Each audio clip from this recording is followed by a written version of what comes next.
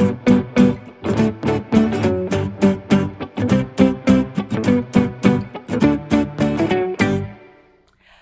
paz do Senhor, eu sou a professora Janeide e hoje nós estamos aqui para falar um assunto importante, tipo de violências a crianças e adolescentes.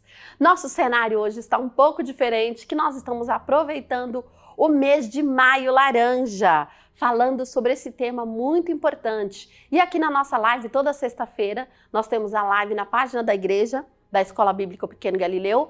Nós estamos com o tema, olha, jardim protegido. Mas por que jardim? As crianças são como flores, não é? E nós devemos protegê-las. Por quê? As flores, se você não cuidar, ela vai ficando murcha, não é? Tem que cuidar das flores. Nós também temos que cuidar das nossas crianças e dos nossos adolescentes. Aproveitando este cenário, nós vamos falar, e também sobre o mês de maio, né? Vamos falar sobre esse tema, trazendo aí para vocês algumas informações. Primeiramente, eu quero perguntar para você. Você sabe o que quer dizer ECA? Quais são os tipos, os direitos que essa lei garante? O ECA, a sigla ECA quer dizer Estatuto da Criança e Adolescente. É um documento que reúne as leis que asseguram os direitos e deveres das crianças e dos adolescentes.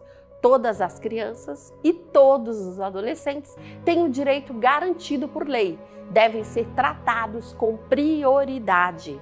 E a Constituição 227, no artigo 227, diz que é dever da família, é dever da sociedade, é dever do Estado assegurar, ou seja, cuidar das crianças, dos adolescentes e dos jovens. Então não é uma obrigação só do professor ou só dos pais. Todos nós temos o dever de cuidar de uma criança, cuidar, proteger, amá-la, para fazer com que a criança se sinta amada, certo? Vamos falar sobre algo importante? Anote essa informação aí. As leis são criadas para a organização da sociedade. É dever de todos nós cumprir, garantir, respeitando uns aos outros, para vivermos bem em sociedade. O que a Bíblia fala sobre isso? Lá em 1 Pedro 2,17. Tratem a todos com devido respeito, amem os irmãos, temam a Deus e honrem o rei. Quem é o rei aí? São os governadores. São as leis que nós devemos guardar. O próprio Jesus, ele diz, dai a César o que é de César e dai a Deus o que era de Deus. Né? O que é de Deus. Então ele já nos ensinou a respeitar e obedecer. Quais as leis que eu não posso obedecer, tia Neide? Aquelas leis que vão contra a palavra de Deus. Existem coisas que vai contra a palavra de Deus. Então isso daí eu não vou, eu tenho que respeitar, lógico, mas eu não vou concordar com aquele tipo de lei, ok? Mas vamos falar agora sobre tipos de violência a crianças e adolescentes. Vocês vão ver aí que eu deixei no PDF um link que vocês podem acessar para vocês conhecerem mais o ECA, tá bom? Que aqui eu só estou fazendo um resumo. Tipos de violência a criança e adolescente. Existem vários tipos, mas eu vou abordar 3, que é a violência física, a violência psicológica e a violência sexual.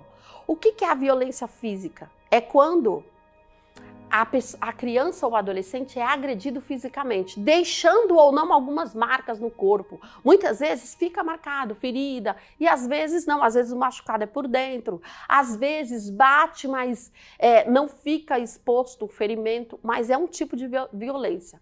Ninguém gosta de ser agredido, não é verdade? A criança, ela é ótima para reproduzir.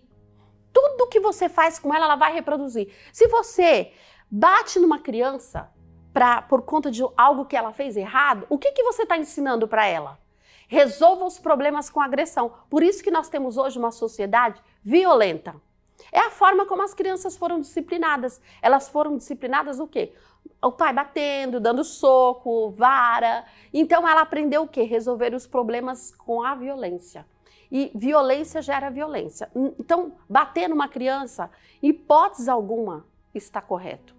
Pode ser pai, pode ser avô, pode ser tio. sem contar que isso é abuso de poder, não é? A criança é indefesa, ela é pequena. Então, não é batendo que vai se resolver. Piorou se um professor for agredir um aluno. Antigamente, os professores jogavam apagador no aluno, o aluno estava dormindo lá, cochilando, né? O professor jogava apagador, é um absurdo isso. Hoje, nós não podemos tratar as crianças com esse tipo de violência. Por quê? Nós chegamos à conclusão, por estudos, que isso está gerando mais violência. Por isso que temos uma sociedade agressiva. Mas, irmã Neide, lá em Provérbios 23:13, está escrito, corrige teu filho com a vara. E agora? A Bíblia diz lá, não retires a disciplina da criança, porque fustigando-a com a vara, nem por isso morrerá. Agora vamos entender o que esse versículo quer dizer. Não retirar a vara, disciplinar a criança. O educador Thomas Haller, eu não sei muito bem se é essa a expressão do nome, mas vai aparecer no PDF para vocês o nome dele, é Thomas Haller. Ele ressalta que Provérbios é um livro é um livro poético, escrito pelo sábio Salomão. Ele usou algumas figuras para ele poder falar, descrever os seus salmos, os seus provérbios, né? Os seus louvores, a poesia que ele expressava através da escrita. Então ele escreveu esse Provérbios baseando no quê? Num pastor, pensando lá num pastor. Ele está se referindo ao quê? A uma vara. O que um pastor usa? Ele usa o cajado, ele usa a vara. O cajado ele usa para puxar a ovelha quando ela sai, se fica dispersa do aprisco, ele pega o cajado e puxa a ovelha. Porque o cajado ele tem uma pontinha, deveria até ter trazido um para vocês, mas acabei esquecendo. Ele tem uma pontinha que você puxa a ovelha, né? Puxa a ovelha de volta para o aprisco. E a vara? A vara ele usa para bater na ovelha? Não. A vara ele usa para afugentar os predadores que vêm atacar o rebanho. Quando Salomão estava dizendo isso, o que ele estava querendo dizer? Use a vara para fustigar, ou seja, para afastar o mal que quer atrapalhar o ensino do seu filho. Não é no seu filho que você vai pegar a vara e bater. Não. É trazendo para ele, trazendo para o seu filho o ensino correto. Às vezes eu tenho que dizer não para a criança. Às vezes eu tenho que mostrar para ela que você não vai fazer isso. Ele vai chorar, ele vai ficar chateado, mas é o melhor para ele. É afastar aquele mal. Entenderam? Então, afastando, quando o salmista Davi vai dizer lá no Salmo 23, o Senhor é o meu pastor e nada me faltará. Ele está dizendo que Deus é nosso pastor. E lá na sequência do versículo, do capítulo, ele diz assim, a tua vara e o teu cajado me consolam. Como pode uma vara e um cajado consolar? Não é? Porque a vara, Deus vai afastar todo o mal que vier contra a nossa vida. E com o cajado, ele vai nos trazer para perto dele.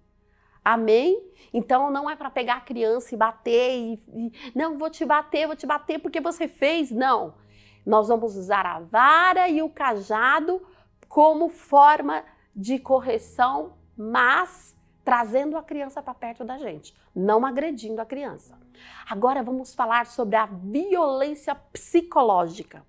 Que a violência psicológica é a mais difícil de ser identificada, porque muitas vezes não fica uma marca, você muitas vezes fica dentro do coração, são as coisas que a gente muitas vezes fala, os constrangimentos, humilhação, isolamentos, deixar a criança de castigo e fazer os tipos de violência com a criança, mexendo no seu psicológico. Expor o erro de uma criança ou de um adolescente diante de todos é uma tortura muito grande. Você falar, você não sabe isso, você não fez aquilo, você expor a criança é um tipo de violência psicológica.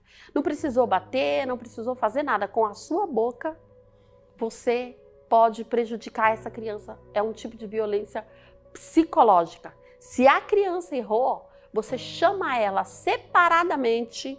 Ninguém gosta de ficar exposto, não é verdade? Com uma criança também não é diferente.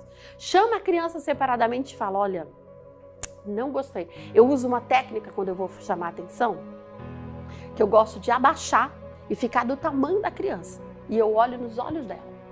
Olha aqui nos meus olhos. Aí eu falo, você acha que foi legal? Foi legal que você fez com o seu amigo? Você bateu no seu amigo, você gosta de apanhar? Aí ele vai achar que você vai bater.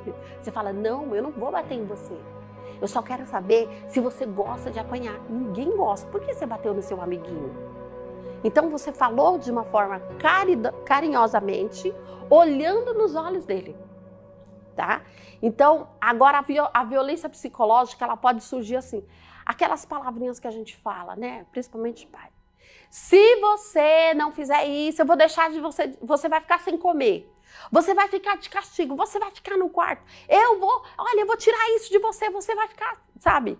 Esse tipo de ameaça, principalmente se você ficar só ameaçando e nunca fazer aquilo. Perdeu a autoridade. Então é uma violência psicológica e tem que tomar muito cuidado. Então engole o choro. Quantos de nós já nos ouvimos isso, né? Minha mãe virava e falava assim, eu vou dar motivo para você chorar de verdade. É uma violência psicológica.